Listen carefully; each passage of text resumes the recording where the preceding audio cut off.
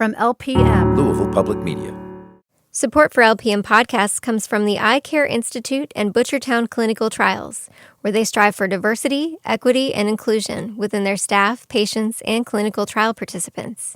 To learn more, visit butchertown.clinic.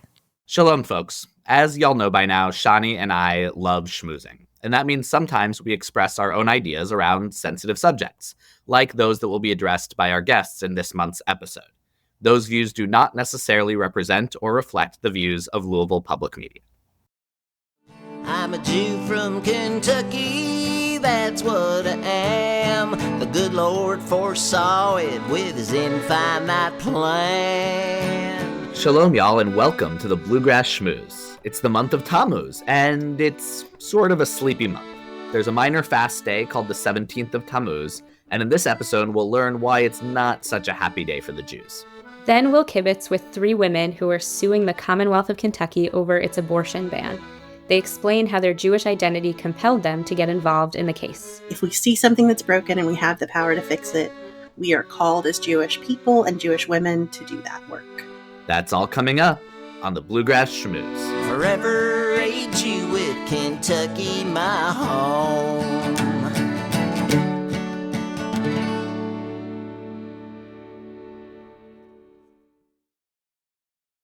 Welcome back to the Bluegrass Schmooze. I'm Rabbi Ben Fried. And I'm Rabbi Shani Abramowitz. And we are here in the Jewish month of Tamuz.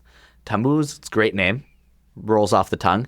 It's this nice month that kind of comes somewhere towards the middle-ish of the summer, the doldrumsy kind of a month. And, you know, in a doldrum kind of a way, there's not that much going on in Tamuz. Like, we can just be a little honest about that. The one day of commemoration, it's not really a holiday, but there's a fast day in Tammuz, the 17th of Tammuz. And it kicks off this period called the 3 weeks. It's kind of is the shorthand, which, you know, you might think like we talked about these 7 weeks with, you know, leading up to Shavuot is really fun. 3 weeks, not a happy time. Not so fun. Not so fun. Shani, I know you did a lot more with the 3 weeks growing up than I did. So would you tell us a little bit about what these 3 weeks are? What is the 17th of Tammuz? Yeah. Why are we sad? Yeah, absolutely. Why are we sad? So the Now for everyone's favorite Jewish game show, Why Are We Sad? We should make a bingo board. Why are you sad with the podcast, with the Bluegrass Schmooze podcast? Anyway, we're very happy people, I promise. The 17th of Tammuz. So on the 17th of Tammuz, the walls of Jerusalem were breached and a siege on the city began. And 3 weeks later, on the 9th of Av, which we'll talk about in our next episode, the temple was actually destroyed. Both temples in Jerusalem destroyed. And so we mark this 3-week period between Shiv Asar B'Tammuz, between the 17th of Tammuz and the 9th of Av, with actually not unlike the first half of the Omer right before Shavuot, with 3 weeks of public mourning. We abstain from things that bring us joy, particularly in a public sense. Jewish people don't get married at this time. You don't listen, depending on your tradition, you might not listen to music or live music. Some people have the tradition not to go swimming, not to do things that are... Real bummer in the middle of the summer. Yeah, right. And it's always, no matter where you are, it's sort of always really hot and sticky at this part. So we're sort of experientially designed, or this period of 3 weeks is experientially designed to just make us suffer a little bit. Yeah. And also sometimes people don't eat meat during these 3 weeks, which, as we talked about last month, right, that meat in Judaism is often a symbol that there's a holiday, there's it's Shabbat, you have this delicious meal that you don't have any of those during the 3 weeks. And we just should note that this siege of Jerusalem was all in about the year 70 CE, and was the Romans who were coming. There were multiple times that our temples were destroyed. We actually commemorate both destructions of the temples, the first and the second, on Tisha B'Av. But specifically, these 3 weeks are kind of this very end of the Roman destruction of Jerusalem. Mm-hmm. Right. And actually within the 3 weeks, in the latter part of this time of mourning, there is also a period called the 9 days, which, Ben, you mentioned not eating meat. Some people will only abstain from eating meat during the 9 days. And some people will, this was true in my house growing up, didn't do laundry for the 9 days. Again, because you're supposed to reenact just public mourning and degradation. It didn't mean that we were... That seems like you're reenacting private stinkiness more than public mourning. That's true. And I was going to say, it didn't mean that we were like out and about in dirty, stinky clothes, but it was an inconvenience, a disruption to sort of the normalcy and privilege of regular life. And it is intensified, right? The mourning is intensified during the latter part of the 3 weeks, during the 9 days, right before the 9th of Av. And, you know, I was always at summer camp during the 3 weeks. And I remember it was always very awkward to negotiate we're at camp. Camp is supposed to be fun. And if being at summer camp isn't intentionally over the top fun and joyous, like you're missing the boat on what summer camp is supposed to be. Yeah. So it was always very awkward trying to negotiate what was allowed and what wasn't. And, you know, were we having too much fun, or were there things we could do to temper our fun? And so in terms of swimming, we actually, we were talking about this a little bit before we started recording. During the 3 weeks, and especially actually we wouldn't swim at all during the 9 days, but during the 3 weeks, it was just swim lessons. There was no recreational swim. The worst kind of swimming. No boating. Right. It was like, I'd rather not do this at all. But just more serious, not so fun. But again, another way to sort of get us into the mindset of mourning. And then, of course, during the 9 days, we wouldn't have any meat except on Shabbat, right? Shabbat is the exception. You can always have a big, festive, meat-heavy meal on Shabbat. Yeah, and just like we've talked about on other episodes, right? This is another preparatory period. It's another thing where we have, at our camp, we would sometimes somewhat flippantly call Yom Sad, Day of Sad, Tisha B'Av, which again, we'll talk about next month. But leading up to it, you don't just like turn on sad in the same way that you don't just turn on joy, that you have to like have this preparatory time that's leading up to it. And so this historical commemoration that we have between the breaching of the walls and the destruction of the temple are these weeks that lead up to it. But those last 9 days, those are in the month of Av, not the month of Tammuz. That's true. So we're gonna set those aside. We'll talk about them more next month. We'll talk more about why the temple was destroyed, according to whom, and we'll dive into that. But this month, like we've done in some other months, because it is a month that doesn't have a ton of specific Jewish holidays, we wanted to kind of unpack a Jewish topic. And we're going to be speaking, we're really excited after the break that we're going to be speaking to 3 women from Louisville who have a lawsuit against the state of Kentucky. But kind of with that in mind, we thought that it would be a cool thing this week on the podcast or this month on the podcast, to unpack a little bit the role of women in Judaism and the way that looks today, the way that that's changed over time.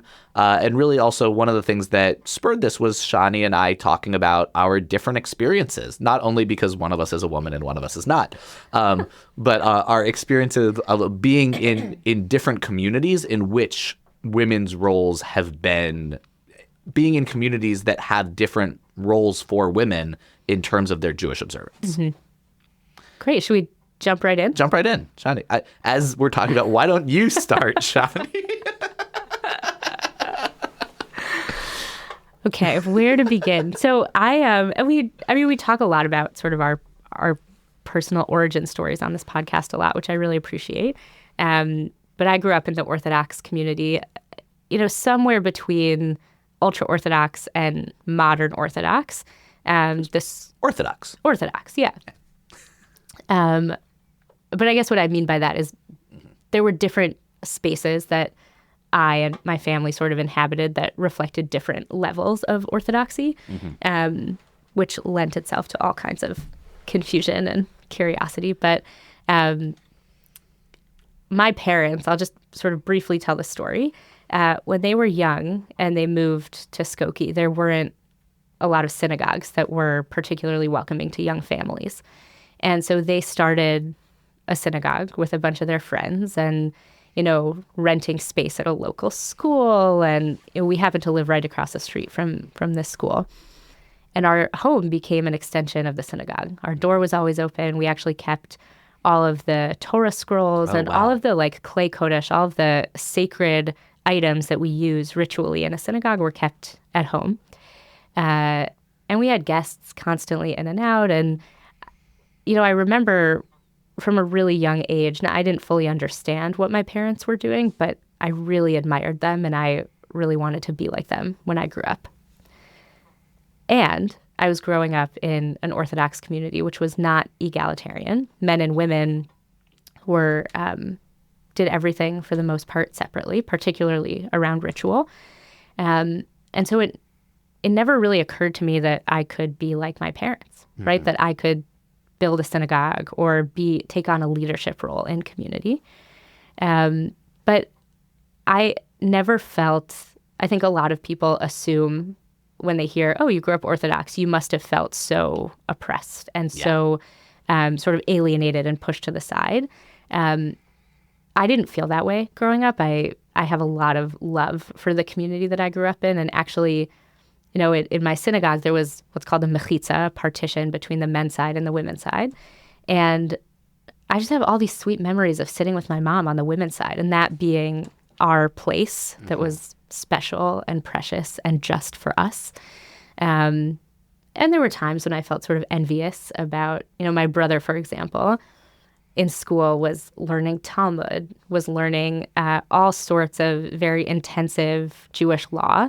And I had a very good and very rigorous Jewish education, but wasn't able, because I was a girl, to learn what he was learning. And my brother could not care less. No offense, Kobe, if you're listening. But that wasn't interesting to him. And I always wanted that and wanted to learn more. And no one ever explicitly told me, no, you can't do that because you're a girl. But it was implied and it was obvious.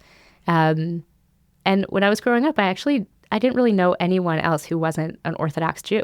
We had one close family friend who they were conservative, but everyone else in my life was Orthodox. So this sort of non-egalitarian Judaism was just constantly reinforced. And then when I went to college, I discovered different kinds of ways to be Jewish and discovered conservative Judaism and went to a Friday night minyan, Friday night service, and all the melodies were the same, the liturgy, everything ritually that was very important to me was familiar, just like what I knew from growing up. But when I looked to the front of the room, there was a woman leading services, and I felt like, wow, I think this is it. I couldn't have put it into words beforehand, but when I saw it, I knew it, and felt like I had sort of come home. And my mom actually grew up conservative, very devoted to USY, Camp Ramah, Wisconsin. And so when I started to discover conservative and egalitarian Judaism, it was also like a homecoming for her, that we could finally connect about our Judaism in a way that wasn't available to us before.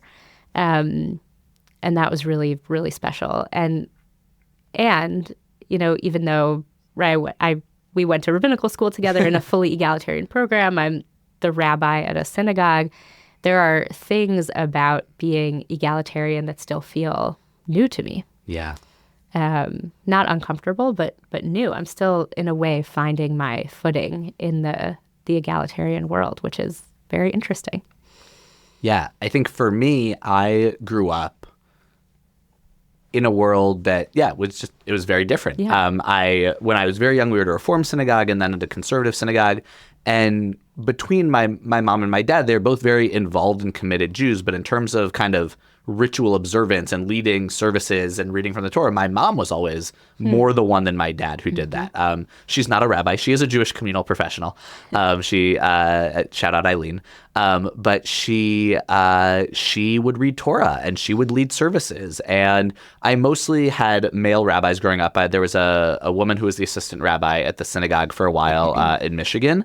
But women were always very involved in, being a part of the service ritually. And so that was never something that I considered wouldn't be the case. Mm-hmm. And actually, I didn't really have much interaction with the Orthodox Jewish community because, almost the flip side of this, in the same way that most of your Jewish connections were egalitarian. Were Orthodox. Most of mine were not. There was one family who we were close with, the Louis Bernsteins, who were a part of the Ann Arbor Orthodox Minyan, and there was a joke that there's kind of like, there's Orthodox and then there's Ann Arbor Orthodox, right? If you were between ultra and modern Orthodox, they were like between modern Orthodox and conservative, maybe, although they were definitely still Orthodox. And I wanted that. If the Louis Bernsteins are listening, I know that you're Orthodox and that you're not conservative. But they were an Orthodox that wanted to be connected to a conservative family, Reform families, all of that. And so when I went to my friend's Benot mitzvah, that they would have a bat mitzvah where they would read, one of them did it on Purim, and so she read some of Megillat Esther, because she couldn't read from the Torah, and she couldn't do that, but she could do this other thing. And the whole experience of all of a sudden there's this mechitza, and why am I sitting over here and my mom's sitting and my sisters are sitting over there? And that was the new experience. And then for me, actually, when I went to college, and even before that on my gap year program, experiencing davening in Orthodox spaces was actually kind of exciting, because they're often very, vibrant and fun, and there's dancing and music, but often that's limited to the men's side. And so I had an experience when I was on a program in Israel where we went to this, Orthodox synagogue, and I had just an awesome time. There was singing, there was dancing, it was so much fun, this Friday night service. And then we were talking about it afterwards, and some of the women on the program were like, yeah, fun for you. But on our side of the mechitza, no one was doing any of that. And that was really just kind of a very boring service. Yeah.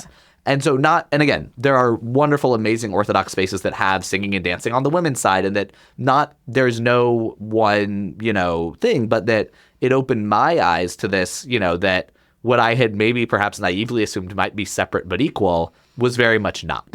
And so I think that kind of shaped the way I think around egalitarianism, and around especially kind of access to joy and ritual and spaces. And that, for me, it's very important that it's not that I would ever tell anyone what their roles should or shouldn't be, but that people have access to whatever roles they want to inhabit.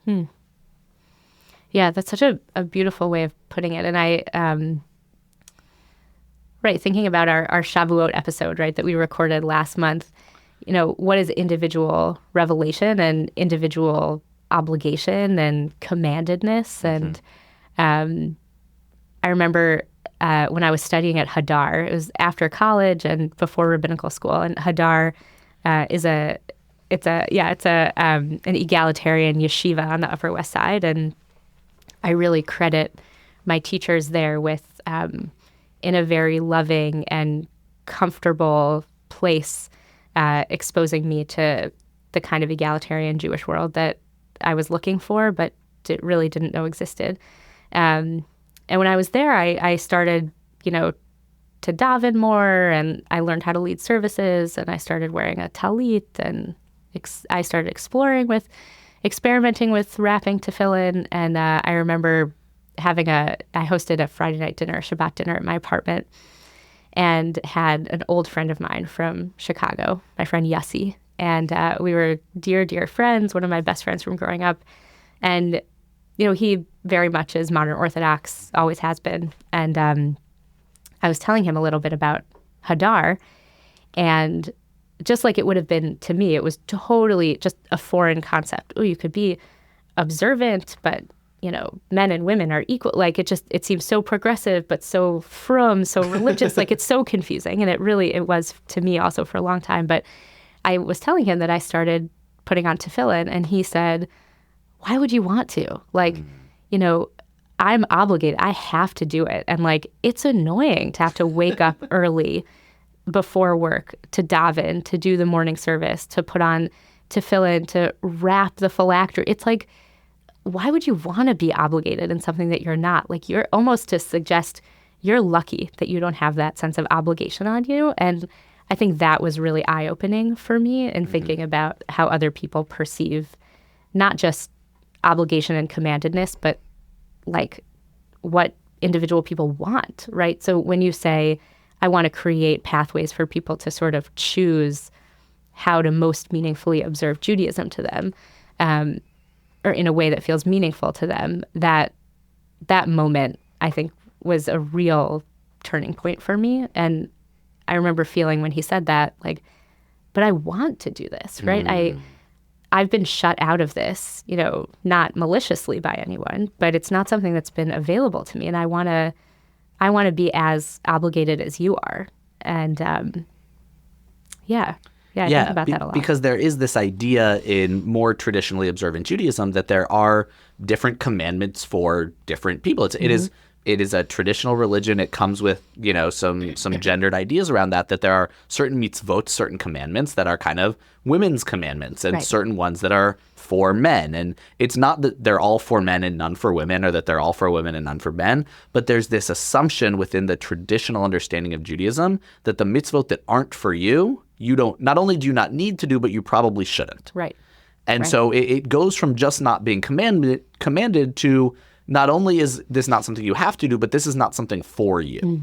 And I think that's where it gets a little sticky for some people, that in the kind of more progressive ends of orthodoxy, you see people being willing to take on those commandments that maybe aren't specifically, quote unquote, for them. But they say, well, it doesn't say anywhere that I can't do it. Right. But it had just become kind of the societal norm that because one isn't commanded to do it, then one doesn't do it. Right. And so I think there's now a really amazing institution called Maharat in the Bronx that is ordaining Orthodox female clergy. They take on a variety of titles. Some of them take on the title rabbi, some take on other titles.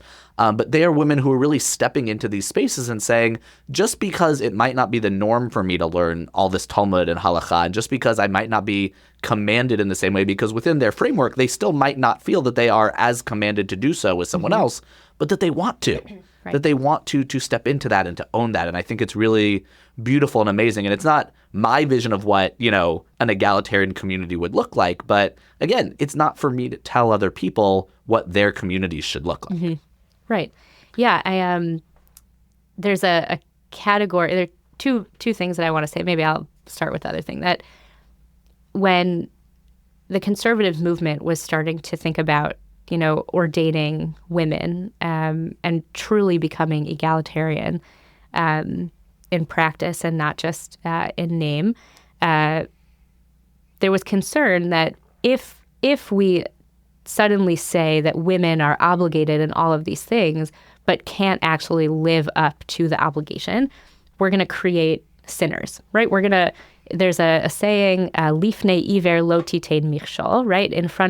We don't put a stumbling block in front of a blind person, meaning that we don't set someone up to fail. And there was concern that by obligating women and people who are not men, that we would be setting those people up to fail, which again sort of negates any sort of choice or agency that I, as a woman, have in sort of dictating the course of my own observance in Judaism.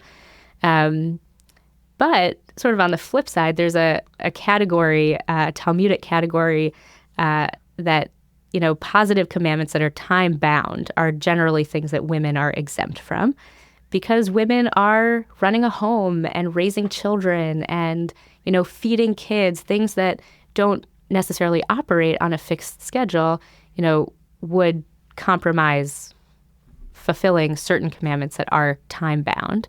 And I have to say that I fully understand that. I have, until I had kids, I was like, that is so offensive. Women are not just homemakers. And I felt deeply offended, actually, by that category. Yeah.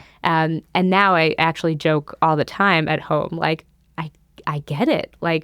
And there are times when, I actually can't fulfill a mitzvah. I can't fulfill an obligation because I have to nurse Tzipora or get a kid to school or to the doctor. And so all to say that there are categories of obligation and commandedness that the rabbis created.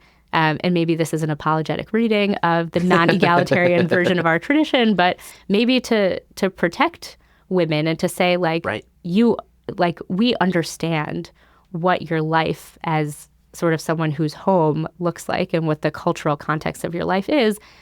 So we're going to lower the stakes of your Jewish participation. which obviously, thank God, we've sort of pushed back against. But I wonder about that balance sometimes. Right. And one of the people who's really pushed back against that is a rabbi named Rabbi Ethan Tucker, who runs or is one of the people who runs Hadar, that institution that you were talking about, who pointed out that the people who are not obligated in those positive time-bound commandments, it's not just women, it's women, children, and slaves. Right. And that that kind of grouping together indicated that it was exactly like you said, it was about people who weren't totally in control of their own time, right? That they all had external things that would control their time that might prevent them from doing some of these mitzvot. And what he has written, I think, very persuasively, is that many women today do not necessarily fit into that category. Right. That some women might, and they might choose to say, look, I have these other obligations that are, in control of my time right now, and I might not be able to fulfill all of these mitzvot. But there are many women who do not fit into the category of not having control over their own time. In fact, thank God, today most women have some control over their own time. And so in his reading, and the reason why his institution is so kind of fiercely egalitarian in a really, beautiful way, is that this category of women, children, and slaves is kind of obsolete. And so we can read that Talmudic category of people who don't have to do certain things as, not really applicable anymore. So all of a sudden, all those mitzvot that women didn't do because they weren't as obligated, so it became the societal norm for them just not to do them, now all of a sudden, are available to them. And the big question, as you were saying, is it available to you, or do you now have to do it? Right. And that question, and some of our classmates, and I don't remember who it was, but I remember in our last year of rabbinical school, there was some really interesting discussions about, a lot of these mitzvot that had been kind of coded as male mitzvot that were now kind of more open to women. Were they so much better that women should want to do all of them, right? That kind of because the men had been in the positions of power of Judaism, those practices had been the ones that seemed very authentic and very authoritative. Right. And that is it the feminist or the most egalitarian thing to do for women to want to take on all of the mitzvot that men do? Or is it about opening it up to what are the mitzvot that are, what is our sense of commandedness and all of that? Yeah. And how do we, this is easy to say, I think, as conservative Jews, and both of us also happen to be on the more traditional side, I think, of conservative Judaism. It's easy to say that, and we're fortunate, I think, to be in a position to really craft Judaism in an intentional way that gives people both the agency and the options, but also presents that paradigm that you're talking about in terms of not just creating something that, not just leveling the playing field, but creating opportunities where people are making informed decisions based on their particular situations in terms of their observance. And I just want to say that, I'm thinking about all of my teachers growing up, and the elementary and middle school that I went to was Haredi. It was ultra-Orthodox. And all of my teachers were women. And they were brilliant, learned women. And really, without them, I wouldn't be here. And I think it's easy to say, oh, well, it wasn't until I got to Hadar, it wasn't until I got to college that I was exposed to really serious learning. But all of, Mrs. Gross, Mrs. Weinkrantz, I could just list all of these women who are deep Torah scholars. And the choice, and I think when I was starting to discover egalitarian Judaism, I developed a lot of retroactive feelings about my orthodoxy. And if I'm being honest, maybe felt judgmental about the choice that those women made. But now I know that, not only did their context dictate the choices that they made and inform those choices, but what an unbelievable choice to decide to be a Jewish educator. Yeah. And to be steeped in the Torah and, halakha, Jewish law, and all these things. And I think that when we're talking about egalitarianism and we're reflecting on the opportunities and the openings that egalitarianism makes possible for us, I think we sometimes neglect to mention that, there are women in the Orthodox world. And you mentioned Maharat, but even in the more ultra-Orthodox corners of Orthodoxy, that there are women who are, have plenty of agency to become particularly educators and scholars. But I know that I wouldn't be where I am today if it weren't for all of those women who taught me. And I think I only had a handful of male Jewish studies teachers in high school. Almost all of my teachers growing up were women, which is, just beautiful and sort of worth mentioning, I think. Can I ask, how does it feel for you now when you go into non-egalitarian spaces for prayer or for simchas or for like joyous occasions or things like that? Yeah. So such a good question. And I actually have a lot of homesickness for that part of my life for lots of reasons. But there was something, and admittedly because I wasn't thinking about the gender piece in such a complex way, but there was something really easy about being in those spaces. There were rules and we followed them, and there were not a lot of things that were up for debate or negotiation. And one of the gifts of, progressive Judaism is that everything is a conversation. We're like always navigating and always struggling and always thinking through how we want things to be. And that's an amazing gift. And it's a level of engagement that is relatively new to me because it wasn't the case growing up. And I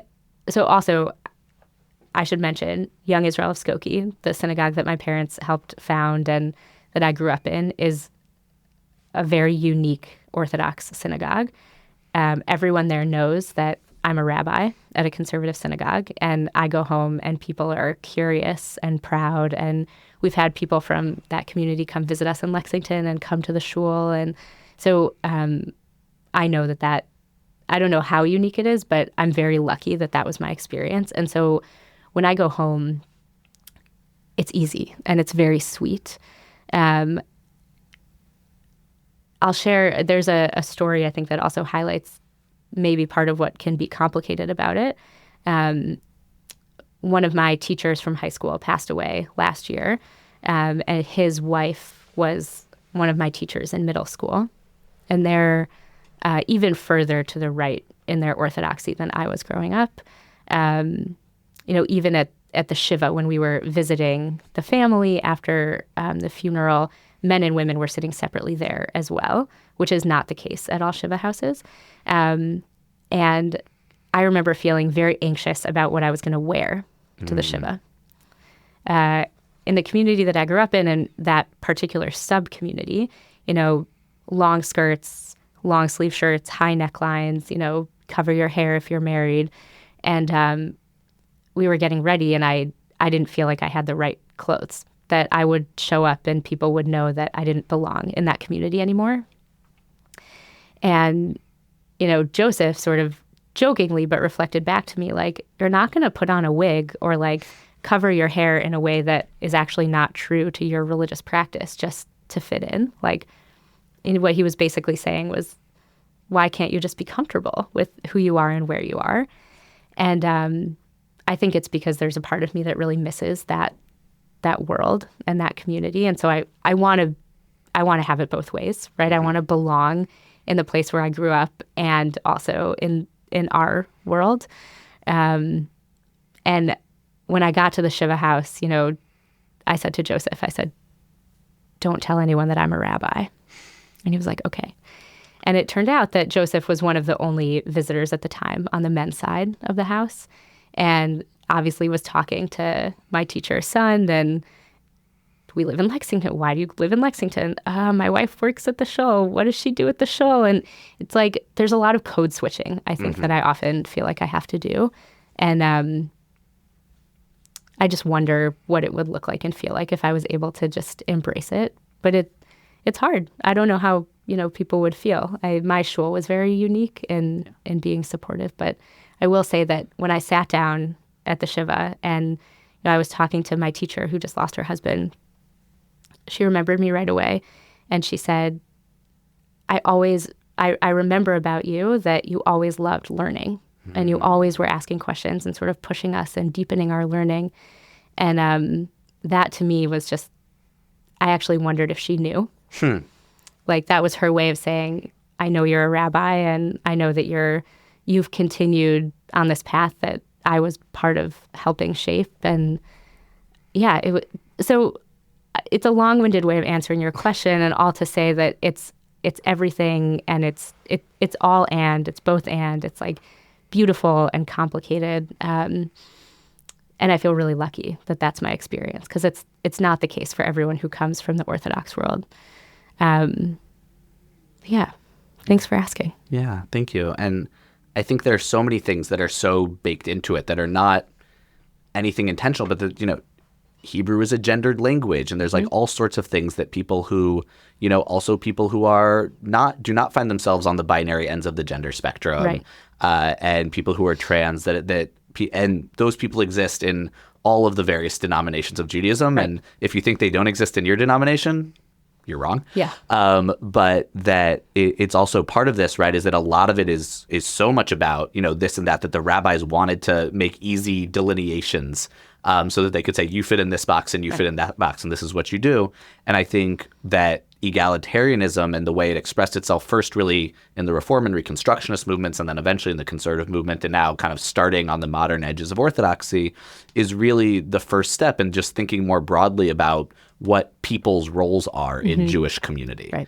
And I think that it is, as movements kind of mature into their egalitarianism, then it also opens the door for all of those other questions about, and I think that it's something, these are discussions that need to happen. And like you said, how lucky are we that we are in a denomination, a stream of Judaism that loves having these conversations. And sometimes it can be exhausting, but thank God that we get to have them. Yeah. Yeah. That's it for this month in Judaism. Stick around after the break when we meet the women who are facing down the state of Kentucky over reproductive rights on the Bluegrass Schmooze.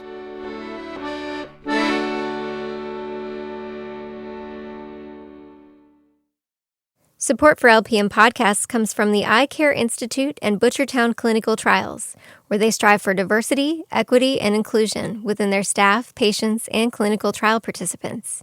To learn more, visit butchertown.clinic. Welcome back to the Bluegrass Schmooze. So we're going to jump in by introducing our guests that we're so honored to have with us on the Schmooze. And I'll start with Jessica Kalb. Louisville is Jessica's hometown, but she has lived all over the country, moving back in 2021 to raise her daughter closer to her large family. Jessica is currently working for the Temple as their marketing and events coordinator. Jessica has a passion for community building and has served on the board of directors for the Cancer Patient Support Foundation, as well as conducted free community-based education seminars for the Alzheimer's Association. Jessica holds a bachelor's from the University of Louisville and several post-secondary certifications. However, all of her education and experience could not have prepared her for the intricacies of motherhood. Jessica became a mom in July of 2020, and between navigating COVID and learning to be a mom, the last 2 years have felt infinitely busy. Welcome to the Schmooze, Jessica. We're so glad to have you. Hi, thanks for having us on. Yeah. And then we have Lisa Sobel. Lisa is a Louisville native. She's worked in digital marketing for over a decade in both the for-profit and nonprofit sectors. She holds degrees from Denison University, Hebrew Union College Jewish Institute of Religion, and Chatham. See, this is why we ask questions. Chatham University. Sobel's most outstanding achievement was earned when she gained the title of mom, a role she and her husband spent many years trying to achieve. She enjoys attending ninja classes and other kids' activities with her daughter and husband, including walks around their neighborhood with their adopted 2-year-old Aussie Doodle.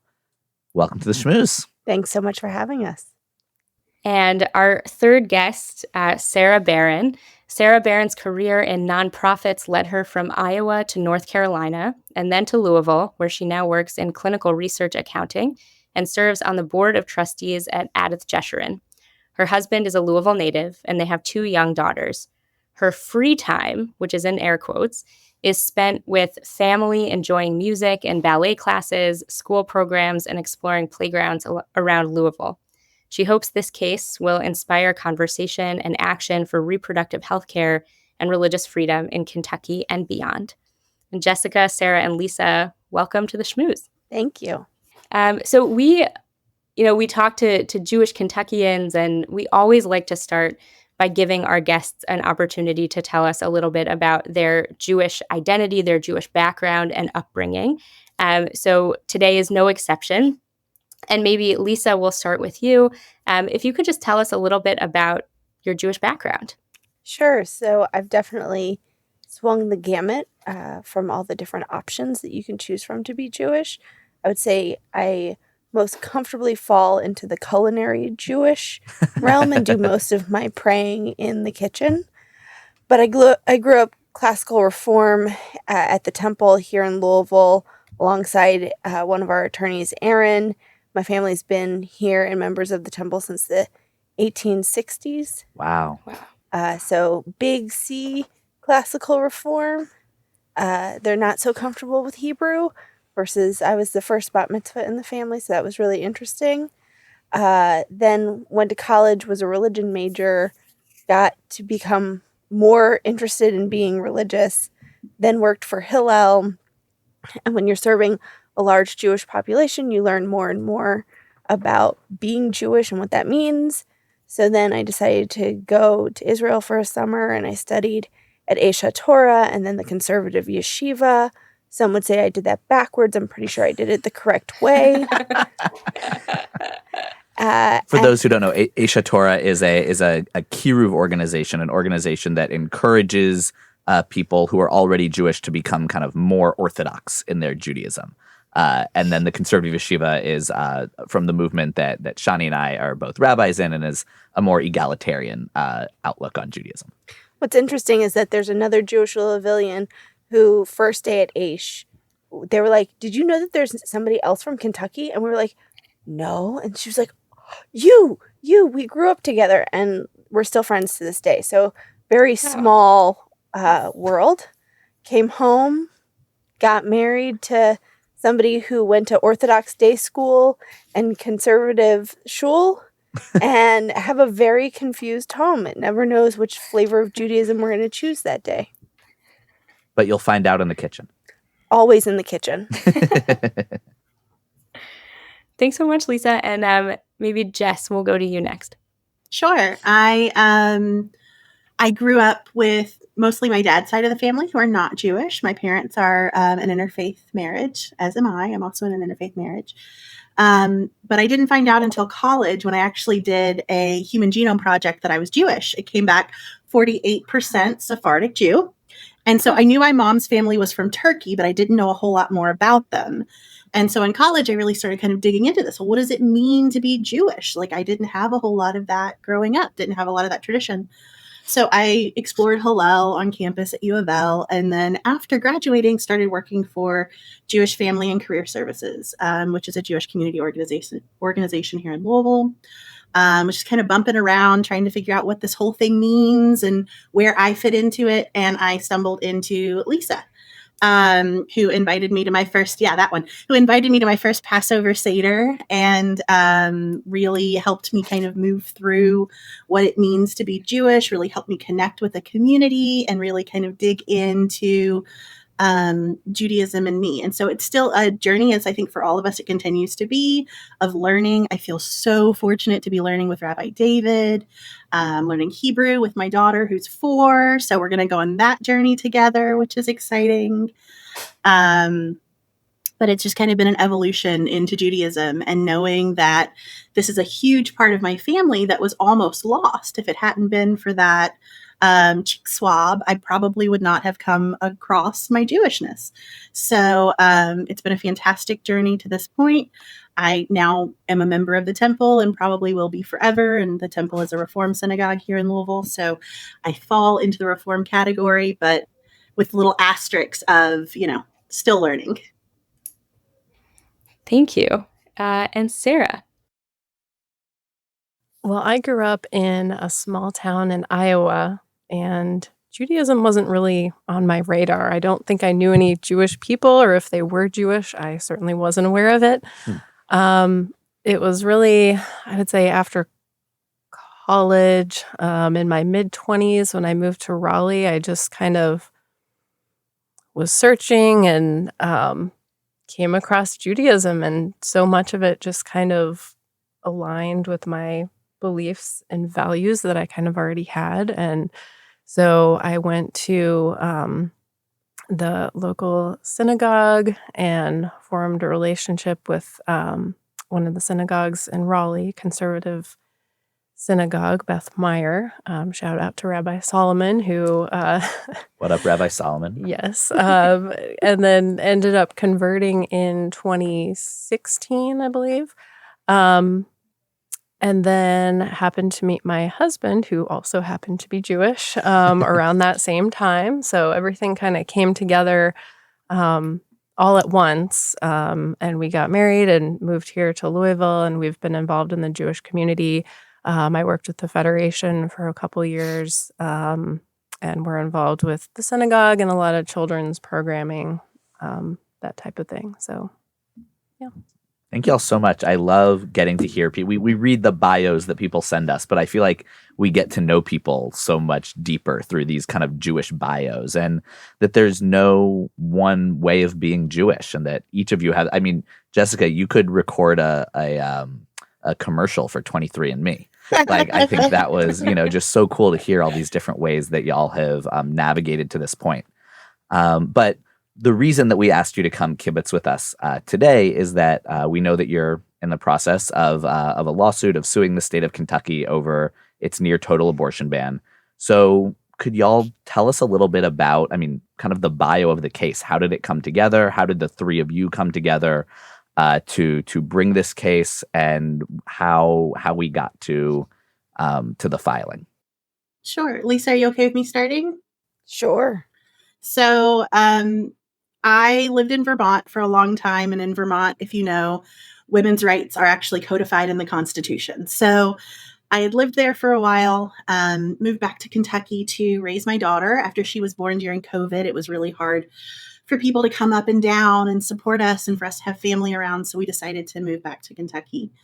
I found my daughter through IVF. In that process, we also came to have 9 other embryos. So we had 10 total at the beginning of our journey. My daughter's embryo was transferred.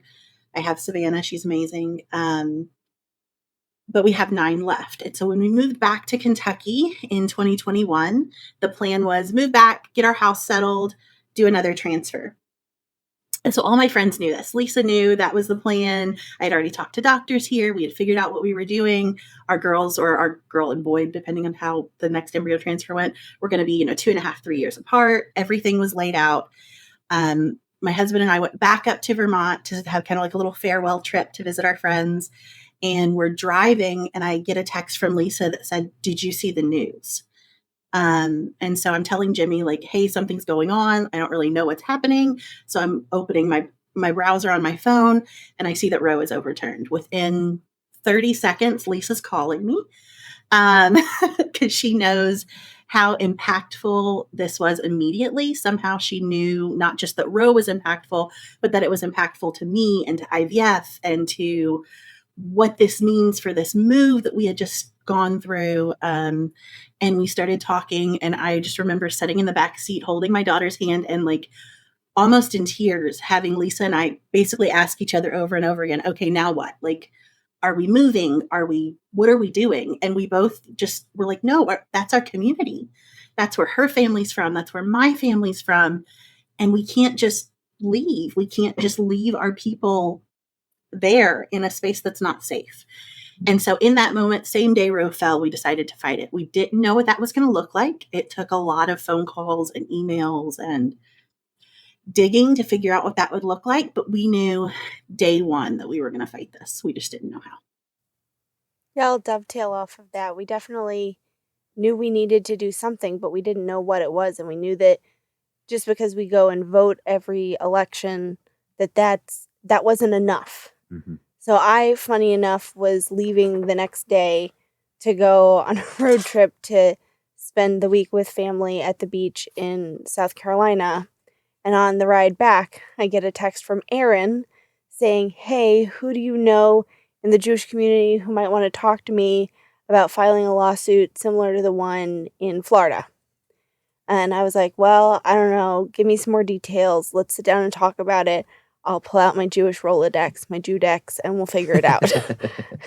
And in talking with him and talking with Ben, the more we were talking about it and the more I shared my story with both of them, it sort of became clear that there hadn't been somebody who stood up and said abortion bans equal IVF bans, and that needed to happen.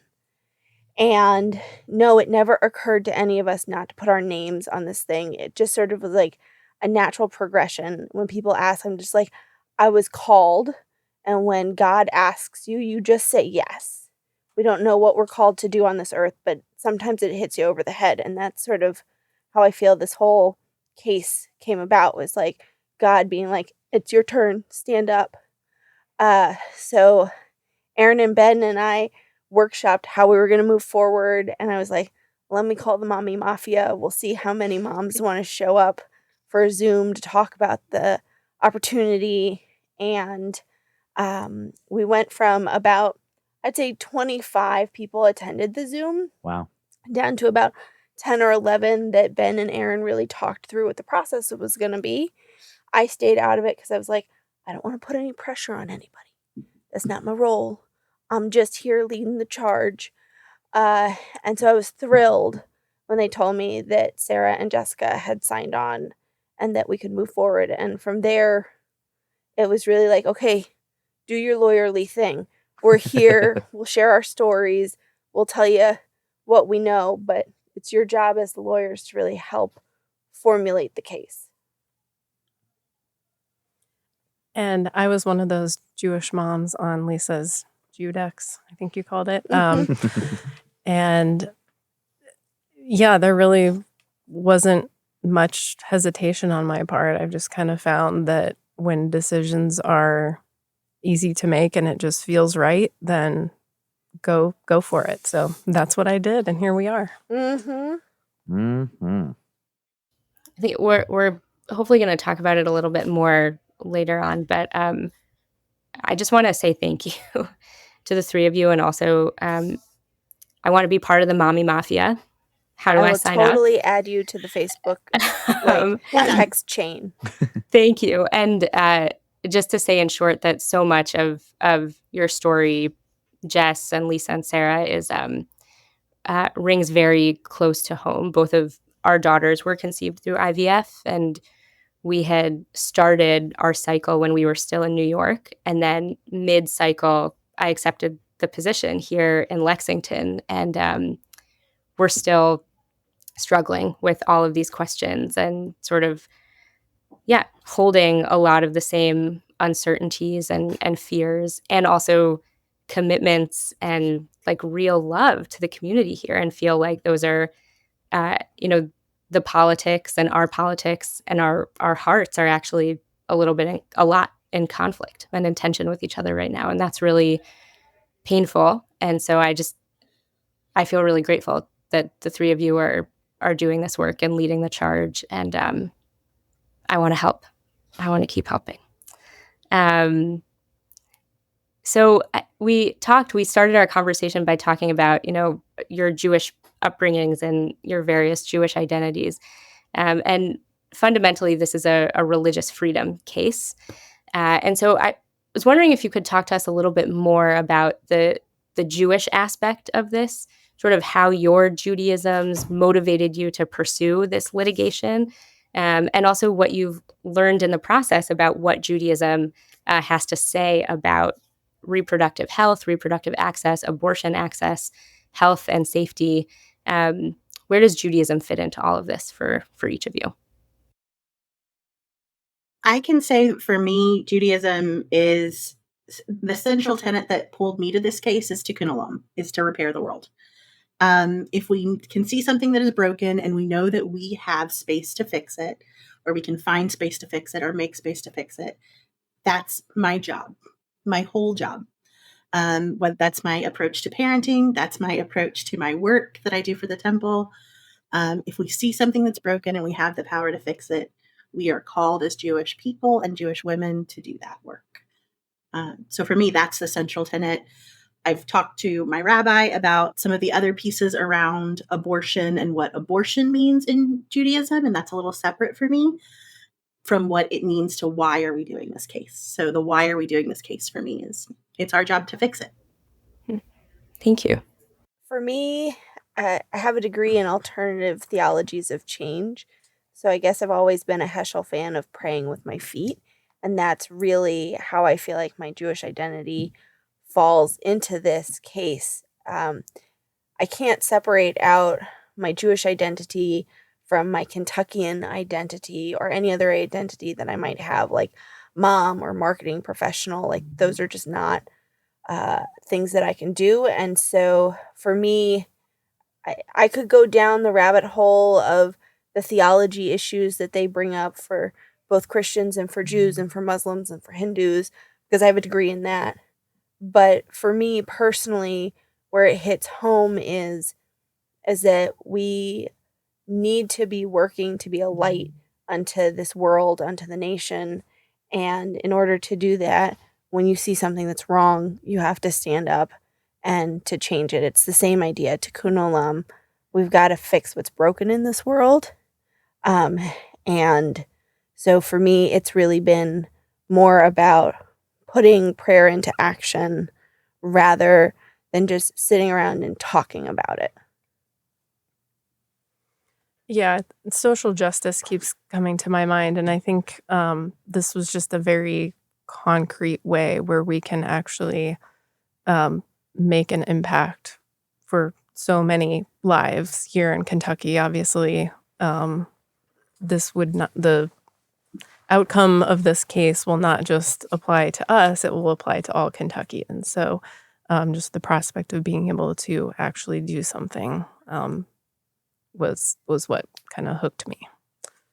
Yeah. And I appreciate so deeply the way that the three of you and your attorneys thought really deeply about the Judaism that is at play in this case, right? Because, a lot of our Jewish texts are very ancient. There's not anything written in the Torah about IVF or the Talmud or any of these places. And so it was really, it was nice for me to get a chance to talk with y'all. And I know that Shani and I both wrote letters in support where we brought in some of the specific Jewish texts that do come to play, because even though they might not have anything to say about IVF specifically, they do talk about growing your family and the Jewish value in growing your family and creating that.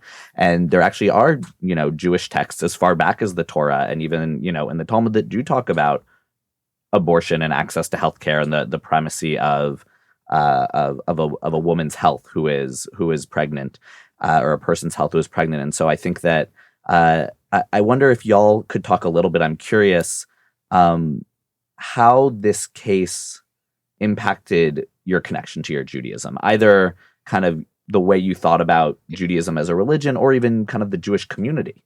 Has this strengthened your ties to your Judaism? Has it sometimes strained your ties to your Judaism or your Jewish community?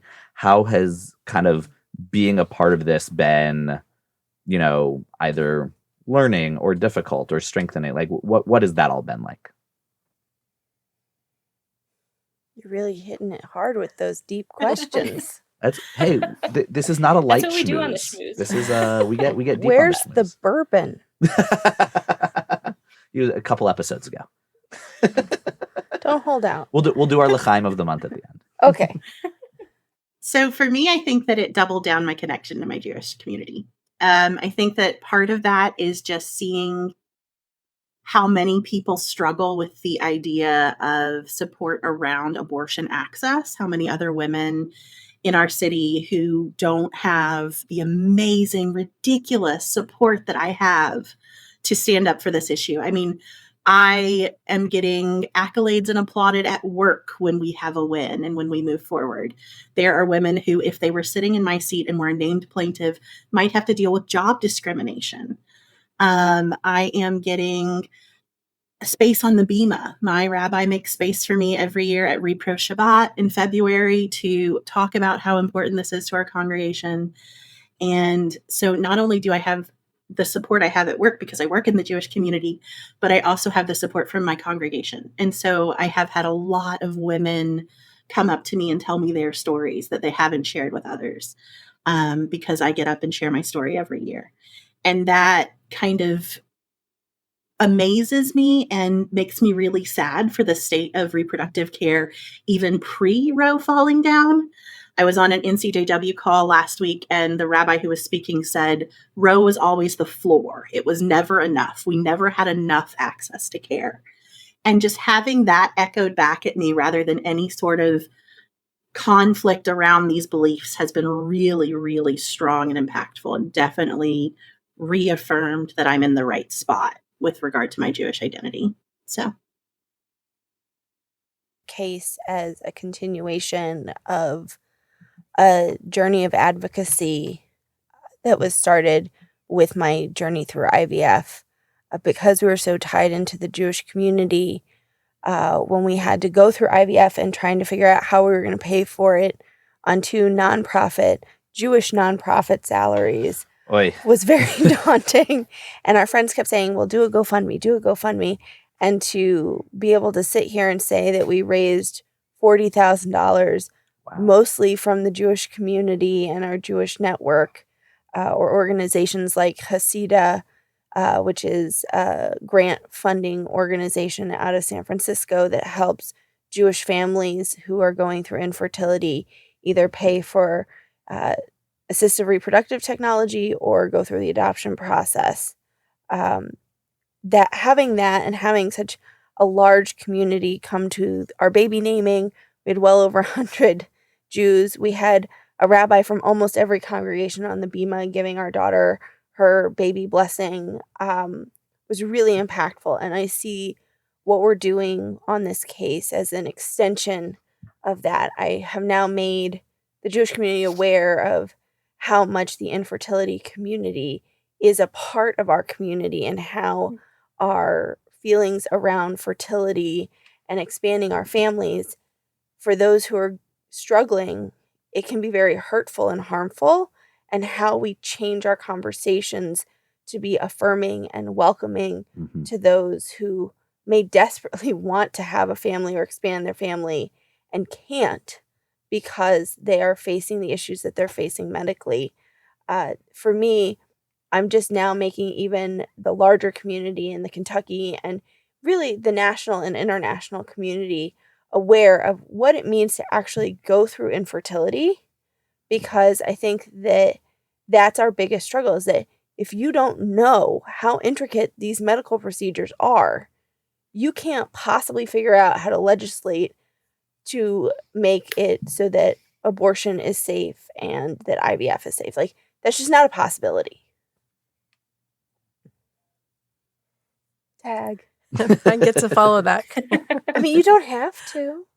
I'll just echo what Jess said, that the support that we've received from not only the Jewish community, but literally everyone I've come in contact with has been so supportive. And in a way, it's been surprising, but I guess maybe I shouldn't be surprised. But just wanted to mention that the amount of support we've received has been amazing. Yeah. We've gotten so much support from so many different facets of our lives and people coming out of the woodwork and sharing their stories with us that it's been amazing. And I would say that the only negativity that I've experienced has been certain family members, we just don't talk about the issue. And that's fine because they're still supportive of me. They just don't want to talk about it. But they didn't want to talk about IVF either. Yeah, thank you. I and it continues to be true, but one of the most surprising and profound experiences that I had when we found out we, would need to pursue IVF was that initially I felt angry and sad, and I felt so much shame. And then as soon as we started sharing with people, it felt like almost every single person that we talked to had their own experience of infertility or knew someone, had a relative, or themselves were going through it. And I think about that all the time, and hearing the three of you speak so beautifully about the kind of support that you continue to get is just reminding me that like we're so fortunate to have each other. And it can be so lonely and isolating and daunting to speak up about these things. But when we do, right, we bring other people into the fold who maybe don't have the kind of support that the three of you are so lucky to have, and myself as well. But I just want to say for everyone who's listening, if you feel that you don't have a place to go with these, if you're struggling with infertility, if you're struggling to think about the future of reproductive access in Kentucky, and if you're struggling to think about where you fit in the Jewish community vis-a-vis these questions and this conversation, I just want you to know that we're here. And please reach out, even if you're not affiliated with our synagogues, or even if you've never heard of us or are, new to the Jewish community in Kentucky. Please know that we're all here for you, and you're not alone. Absolutely. We're going to turn now to a voice that we haven't heard yet. Aaron Kempner, who's one of the two attorneys on the case. He has a very impressive bio that I'm not going to read the whole thing, except to note that he is Aaron Piano Man Kempner.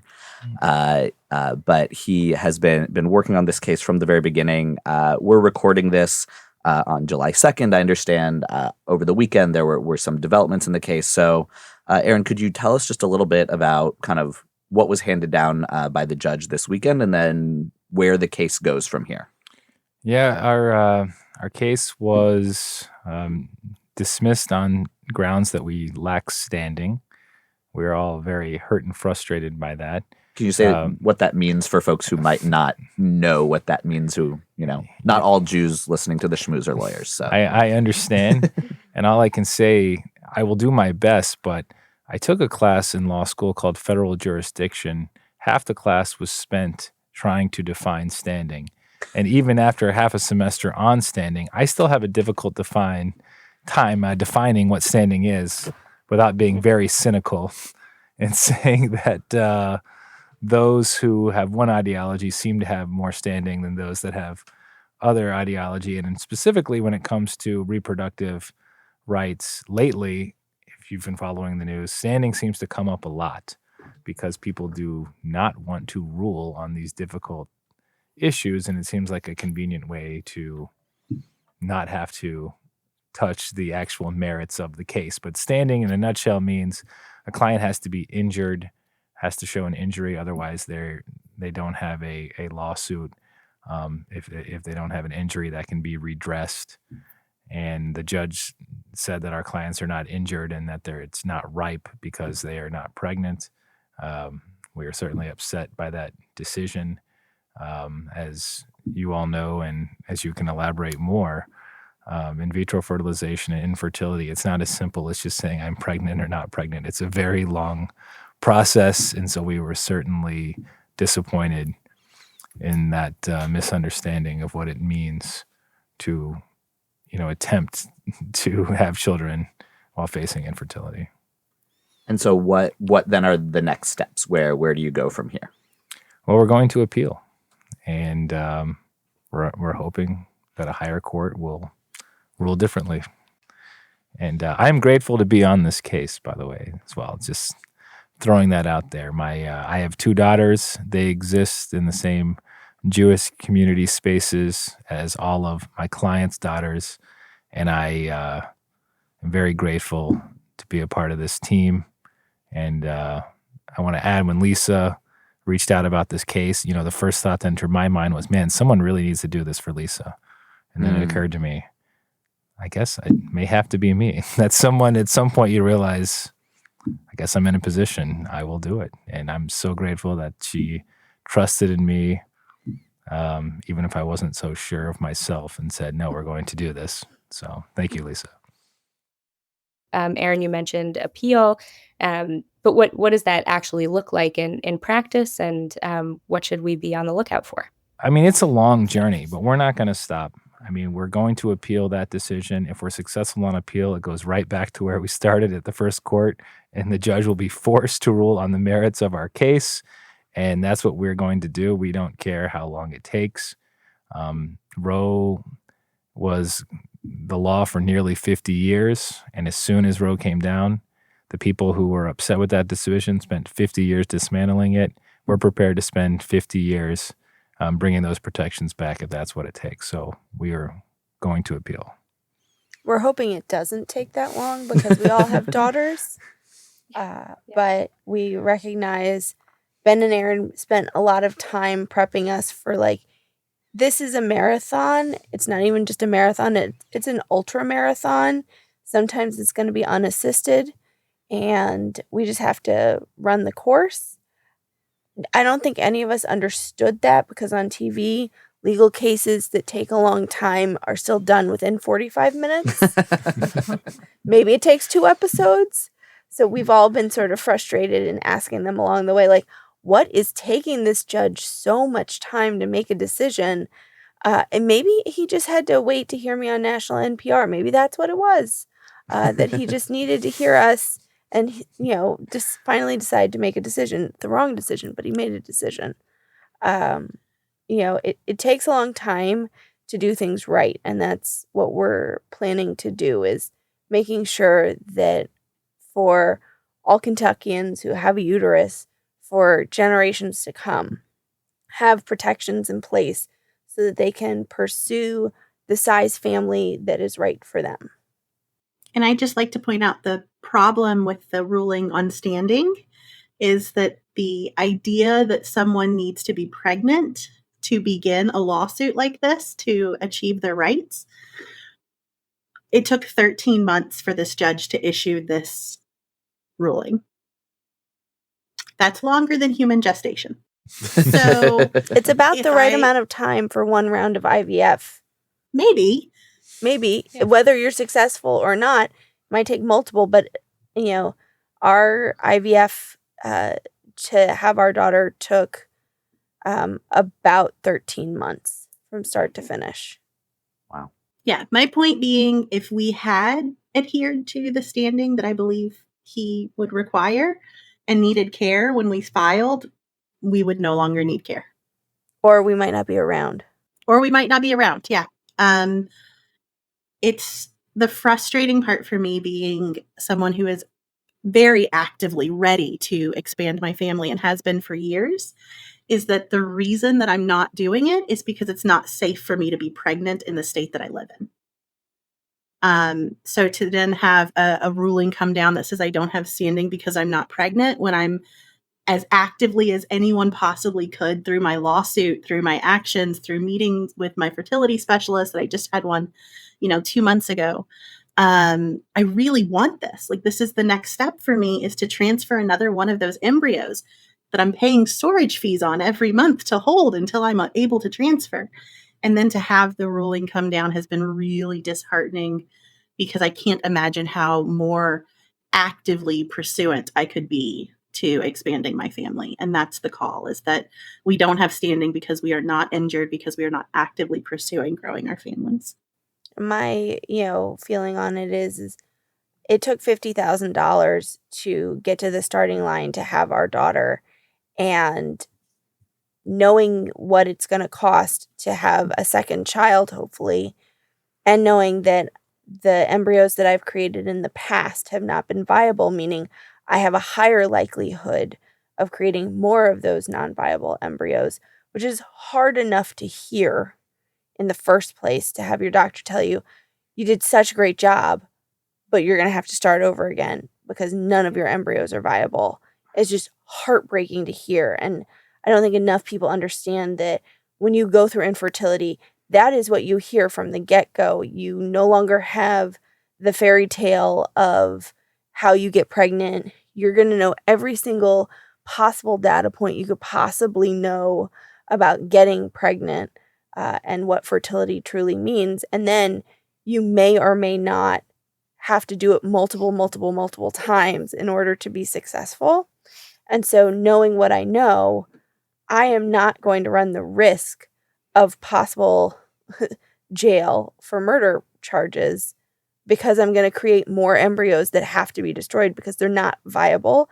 and it's not safe, according to my doctor, to transfer them. When your doctor says do not transfer these, it is not safe. And that was back when Roe was in place. Now the answer is do not start this process because you don't want to be on the hook for having to keep embryos that are not viable for the rest of your life because they're considered people. I wonder, like you all said before, just how much would change if the people making these decisions actually understood the experience of going through infertility and having to make these impossible decisions about, putting your plans to grow your family on hold. And those are clearly questions and decisions that these men, frankly, have not had to make or contend with in quite the same way. I just want to ask a quick follow-up, which is related, which is, are there things that the community around you and all of us actually could be doing to help, raise awareness, move the advocacy and activism along? I'm thinking about, if we were talking about a piece of legislation that we would be calling our legislators and our elected officials, is there a parallel action or ask that we could be making to sort of help if we can? There are a couple of things that you can do, actually. So the first and foremost is you need to vote. Every opportunity that you have as somebody over the age of 18 who has the privilege to vote in this country needs to go. Every election, it doesn't matter. Do your homework. Ask your most liberal friends who they're supporting and why. You need to vote. The second thing is that you need to join organizations like the National Council of Jewish Women, who are at the forefront of this fight in the Jewish community, who are working through lobby to be able to make a difference to those in power.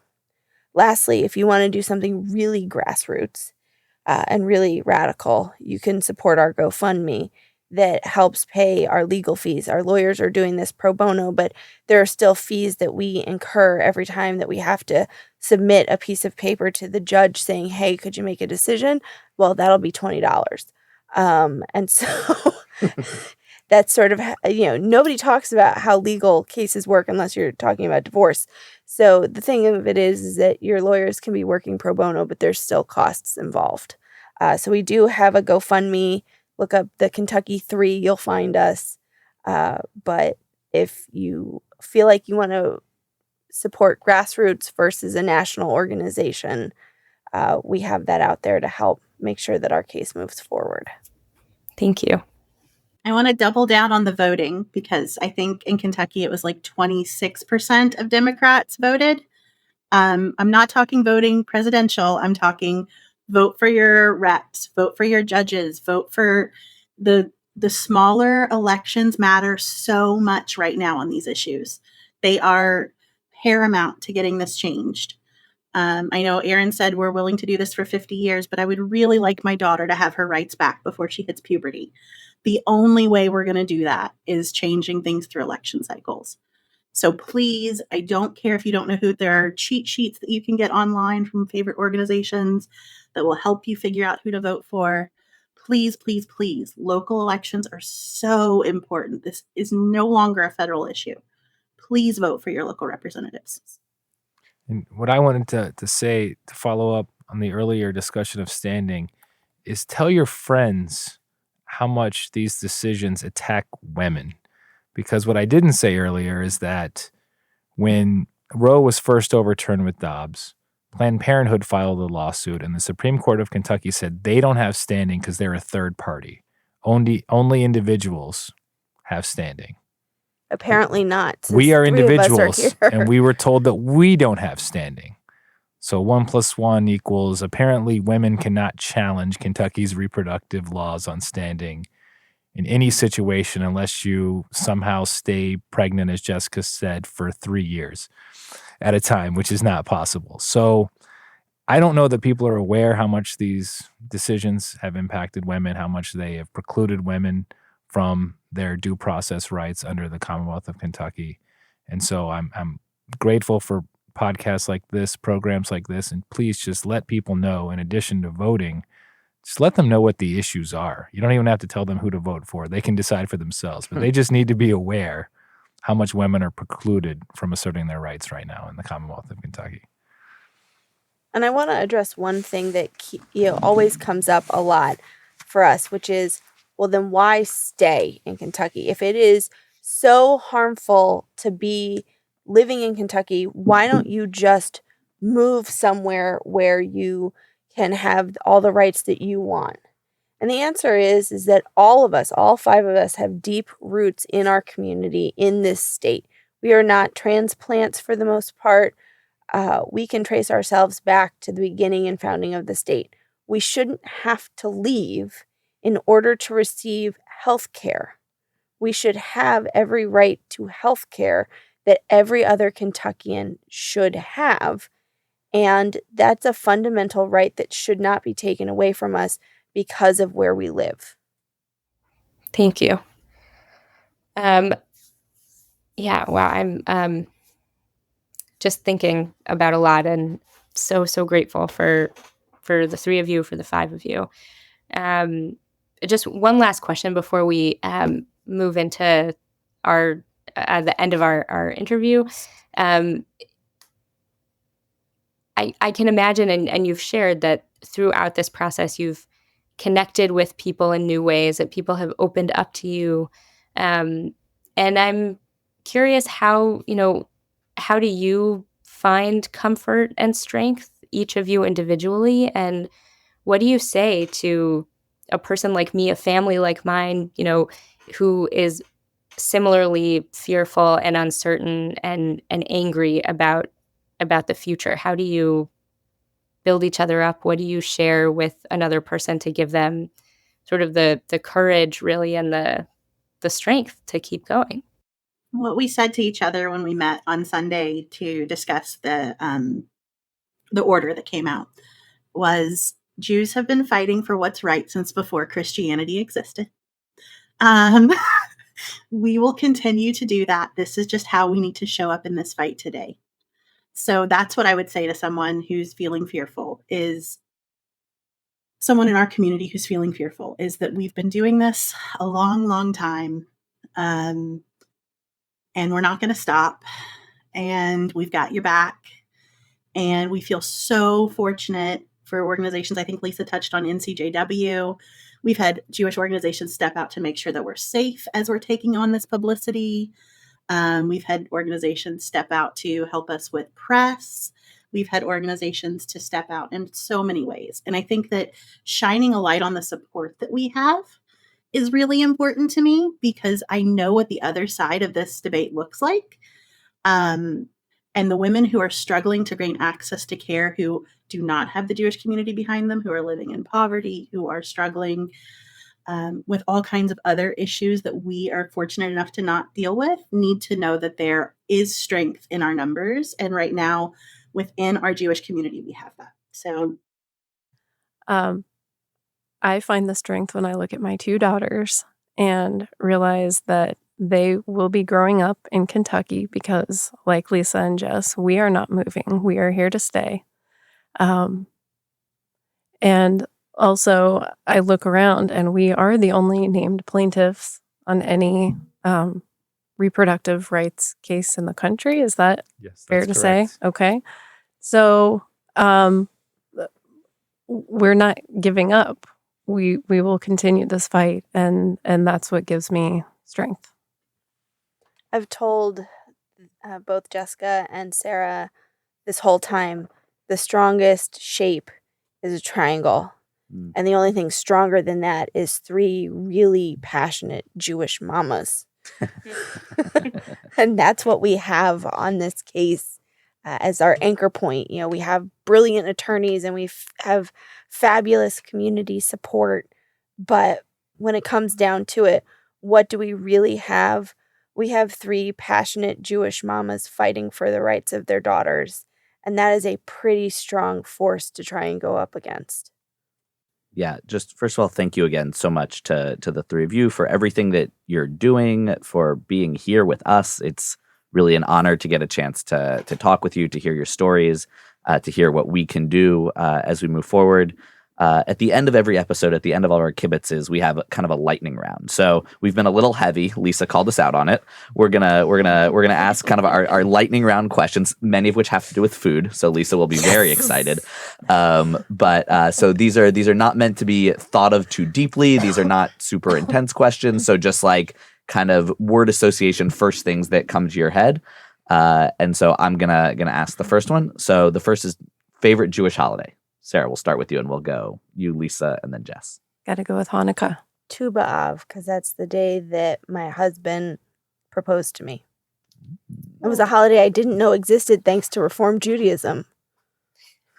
He had to tell me. We haven't discussed Tu B'Av on the show yet. It's the Jewish holiday of love. That'll be next month. Next month, yeah. Foreshadowing, I didn't know about it until he proposed to me. He was like, "You must have known it was coming." And I was like, "No, this is not a holiday that's ever been on my calendar before." That's a very Benji thing to do. Yes, it is. For me, it's a toss-up between Purim and Sukkot. I'm a fall holiday kind of gal, typically. But I've got to pull Purim down just a little bit because the Groggers, I have a child, and she really loves them. So that's why nobody likes Rosh Hashanah and Yom Kippur with a young child either. The sisterhood keeps giving out those shofars every year. Jewish mom problems. Yeah. That'll be what our swag has on it for our next round of swag. All right. Honey cake or apples and honey on the Rosh Hashanah theme? Honey cake, but only if Lisa's making it. Yeah, I was going to say, my honey cake has apples in it. And bourbon. And it's in a honeycomb cake pan, so it comes out looking like a hive. I'm extra. I can only say honey cake now. I make you some. It'll the be only great. answer.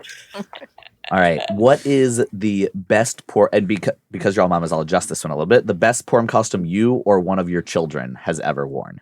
All right, I'll go first on this one. It has to be the whole family dressing up from Moana 2 years in a row now, where my daughter is Hey Hey, the chicken. I saw her in that costume this year. It was great. At the petting zoo, petting chickens. So then my husband is Maui, grass skirt included. And then I have a very tame Queen Tafiti island dress that goes with it. I'm the most bland and boring of all three of them, but the Hey Hey chicken costume, chef's kiss. I can't top that, but my daughter wanted to dress as Bim Bom, the pink elephant from the Inside Out movies. Try finding a pink elephant costume. So. Jewish mom problem. Yeah. My daughter was a pink monster on her first Purim, and it was just the cutest costume ever. Nice. So sweet. Okay, best break fast food after Yom Kippur. Jeff's Donuts apple fritters. Yeah, I hand those out every year. Jeff's Donuts loves the temple. They really do. Anything in sight. There you go. Good answer. Good answer. All right. Favorite biblical character? Any persona from the Bible? Ruth. That was also my Haftarah portion for my bat mitzvah.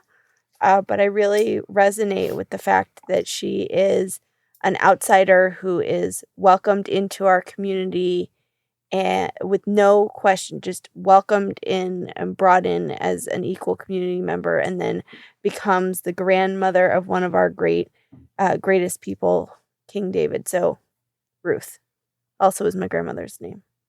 You took mine. Sorry. I'll choose a different just one. because of my history. You with can have multiple same answers. It's okay. Just because of my history with Judaism, and also it is my daughter's middle name. Mm-hmm. Yeah, I don't know how you can be a Jewish mom and not say Ruth. So I'm just going to thumbs up Lisa and Sarah's answer. Ruth. Excellent. Consensus for Ruth. I love it. Okay, final lightning round question. Hamantaschen or latke? Latke. but like real ones, not like Trader Joe's frozen ones. Right. Yeah. Oh, this is a really tough one. Sarah, We you wanna ask the go? hard questions here on the Schmooze. You're like a 5-year-old asking the meaning of why. Why do I have to choose? Because they can each be so different. Right. Can I have a deep fried Hamantash and just split the difference? We are in Kentucky. I had never thought of that, and now Me I will be neither. making those for next Purim. Deep fried with a Hamantaschen. chocolate dough A bourbon ball in the middle. or Ooh. Nutella for the non-bourbony people. Yeah, and deep fry it. Let's just do it Kentucky style. Or We are latkes with developing new Hamantaschen Jewish filling. food here on the Schmooze. Yeah, you could do like a sweet potato latke with Yeah. like a honey whipped cream filling. Yeah. I see you. Okay. I told you. I Okay. pray in the kitchen. If I was going to open a food truck, it was going to be a Jewish soul food truck that was fusion style. Wow. Stuffed matzo balls and a shoyu ramen broth. Like, let me tell you. Why are you not opening that food truck? Yeah. Because I have another business and I'm a mom. Fair enough. So we always close with, after the lightning round, thank you. You all did an excellent job on the lightning round. We close with a l'chaim of the month. So l'chaim of the month can be to a person, an organization, really anyone who you are feeling like you want to lift up, like you want to. We've talked about some wonderful people and organizations already here, but one person or group to whom you want to particularly give a l'chaim to this month. I don't have a l'chaim here for you, but we can go get one afterwards if that's important to you, Lisa. And then I got the good stuff at home. It's okay. fair enough.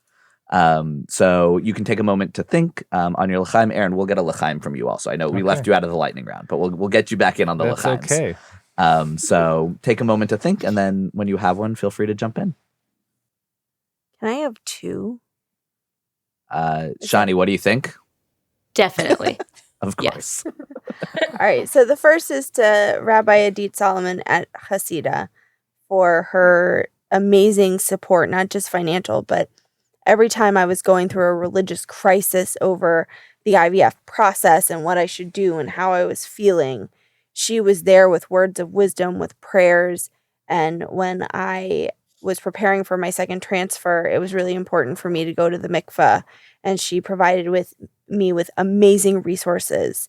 And so then my second lift up is Dubi Litvin, who got out of her comfort zone to be my mikveh lady that night and really helped create this amazing spiritual opportunity for me that has stuck with me. And I think it definitely led to the positive result that I had with having my daughter, because if you didn't know this about the IVF community, we are super superstitious. Like pineapple socks for days because pineapple is supposed to help. And like 3 Brazil nuts, not 4, not 2, 3. It's a thing. So for me, going to the mikveh before my transfer definitely helped set the tone. L'chaim. Thank you. L'chaim. I think I'm going to throw my l'chaim out to Rabbi David at the temple. Being from kind of an alternative Jewish background, like I talked about a little bit at the top of the show, I've always kind of worried about not being Jewish enough. I've talked to this with all of my friends, but Rabbi David and now Rabbi Matt, our new rabbi, have done such an amazing job making sure that my family and I feel completely included, completely enveloped, like we belong. And there's no way I would have made it to this moment where I am fighting for my rights in this context without that like amazing sense of community and acceptance. L'chaim. L'chaim. I have to go with NCJW. Just everything we've talked about here, they've been, our number one supporters. I'm not wearing the shirt today. Lisa is. We share it. We pass it around. Yeah. I need a new one. I need a different color. This salmon is not working for me anymore. New shirts next year. Yeah. But both Bring on the swag. both on a local and national level, they've been amazing. Amen to that. L'chaim. L'chaim. I want to lift up a community member of ours here in Lexington. Her name is Katie Gardner, and she is an educator with the local Planned Parenthood chapter. And she's doing a lot of really incredible educating work around, sexual health and reproductive health, and in her own really, really special sort of niche way, working with young people and students, moving forward awareness and advocacy around reproductive access in Kentucky. So l'chaim to Katie. Chaim. L'chaim. I'm going to turn it back and give it to Jessica, Lisa, and Sarah. I've been in the legal field for about 15 years, hundreds of clients. I'm so grateful to have them as clients. This case has touched me to my soul like no other case I've ever worked on in my career. It has reminded me of why I chose to go to law school in the first place, to try to make a difference. And so I am so grateful for their strength as we continue this long journey. And so I'm going to say l'chaim to them. L'chaim. L'chaim. L'chaim. And in that spirit, I was also thinking that I'm going to turn it back and say a l'chaim to my co-host Shani, and really to all of our, or all of my and our female classmates, who I think really modeled sharing and thinking about these things and telling these stories. And the only reason why I'm comfortable as a rabbi talking about this is because of the bravery and the openness that they modeled when we were in school and after, when we've all talked about these things. And it's really an honor for me to get to be on this podcast with Shani every month. And I want to give my l'chaim to you and to all of our amazing classmates. L'chaim. L'chaim. L'chaim. Thank you, Ben. Thank you all so much for schmoozing with us. It's been a pleasure. Thank you so much. This has been awesome. Thank you all. Thank you. Thanks for joining us for this Tamuz episode of the Bluegrass Schmooze. Come back next month for the month of Av, when we have both the saddest day of the year and the Jewish holiday of love. And we'll also share a big announcement about the future of our show. See you then. The Bluegrass Schmooze is created and produced by Rabbi Shani Abramowitz and me, Rabbi Ben Fried. Our executive producer is Laura Ellis. Production assistance from Alex Biscardi. Our opening and closing song is Jew from Kentucky, written by Dan Byrne and performed by Dan Byrne and Bridget Caitlin. Thanks to Knesset Israel Congregation in Louisville and Ohave Zion Synagogue in Lexington for believing in two young rabbis and helping us make this podcast a reality. Our show is made possible by support from the Jewish Heritage Fund. The Bluegrass Schmooze is a part of the Louisville Public Media Podcast Incubator, with support from the Eye Care Institute's Butchertown Clinical Trials. To keep in touch and to learn how you can help us continue this work, visit bluegrassschmooze.org.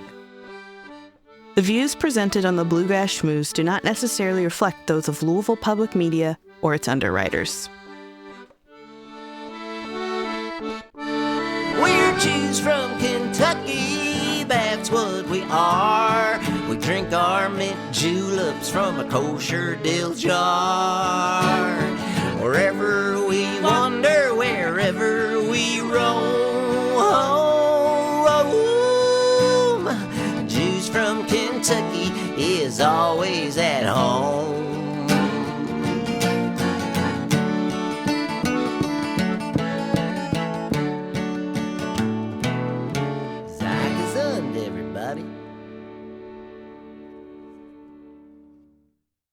Support for LPM podcasts comes from the Eye Care Institute and Butchertown Clinical Trials, where they strive for diversity, equity, and inclusion within their staff, patients, and clinical trial participants.